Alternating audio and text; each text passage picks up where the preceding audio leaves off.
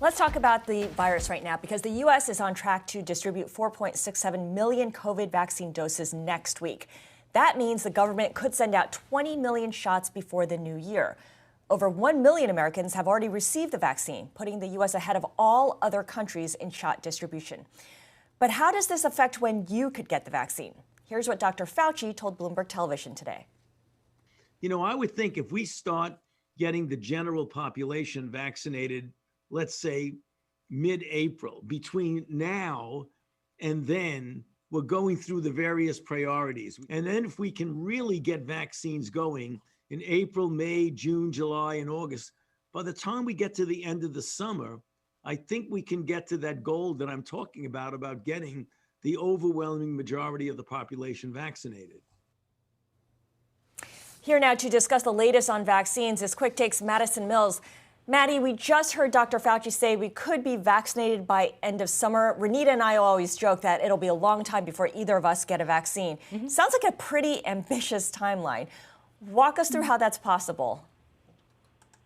Right, Scarlett, it definitely is ambitious. And to acquire the number of shots needed to get most people vaccinated by summer, like Dr. Fauci was just saying, it's really going to take a lot more than just the Pfizer and Moderna vaccines, right? And we've been hearing a lot about them because those are just the first shots that were distributed in the U.S. They're the first ones that got that U.S. Health Agency approval. But it's also important to remember that additional vaccines are still on the way. Johnson & Johnson in particular, their trials are still going well, and the company expects to file for emergency use in February so that their shots can start getting distributed around then. Now, AstraZeneca, on the other hand, fell pretty behind. They initially expected to have their shots distributed as early as October, right? But they had to pause their trials for 7 weeks after news broke that 2 clinical trial participants were showing neurological symptoms following taking the vaccine. And the company does expect results from their U.S. trials in January. And if those show some improvement, they could file for distribution in the U.S. early in the new year as well. But it's also important to note that there's a lot riding on AstraZeneca. They got a lot of funding from the federal government.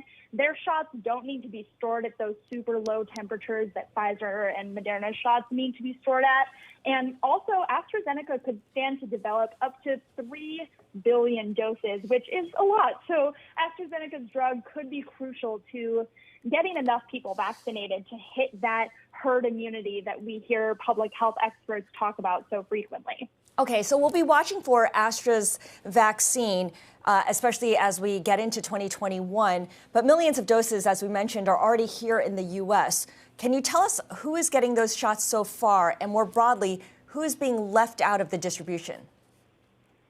Right, Scarlett. So healthcare workers are among the first to get the vaccine, but it's important to note that the amount of shots sent out to various places is really determined by the population of your state and not the number of healthcare workers there. And this can be a challenge for getting this number one priority group vaccinated, because if you look at a state like Massachusetts, for example, the state has a relatively high population of healthcare workers compared to its overall population, which is a little bit on the smaller side. So that means that the healthcare workers there are likely to get the vaccine later on simply because of the state they live in. And this also means that people in lower priority groups in other states could be getting the shots before healthcare workers in other states, who again are in that priority 1A group. So frontline workers who are saving lives during what's now the biggest spike in COVID cases could really be at risk here, just depending on the state that they live in. Yeah, really good point here. And of course, because it's being left up to the states, it's different across the country. So healthcare workers first in the line to get the vaccine. Who comes after that as a group?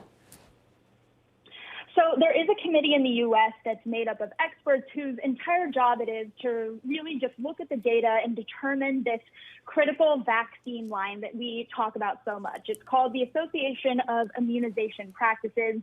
And here's the rundown of what they're recommending so far. So there's that first priority group of healthcare workers and those who are living and working in long-term healthcare facilities.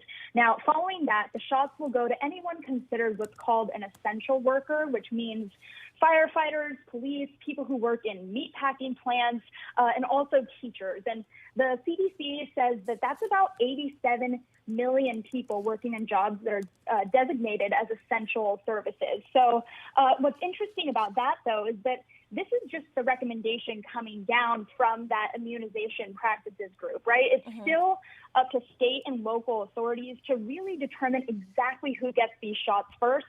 And again, that's likely to vary from state to state. So we can't, unfortunately, give an exact answer on what the vaccine distribution line is going to look like. Okay, and very quickly, Maddie, what does the global vaccine distribution look like outside of the United States, especially since you've got this variant popping up in the UK and now in South Africa? Right. So according to internal documents from the World Health Organization, some lower income countries could be at risk for not getting any vaccine until well into 2024, which, like you mentioned, really concerning as we're seeing virus variants pop up around the world. This is a global pandemic. It's something that's going to need to be addressed across the globe in order for us to really move past it. Right now, we're seeing that just 14% of the global population has already scooped up over half of vaccine doses available. Maddie Mills, really appreciate your giving us an overview there. Something to monitor as we head into 2021.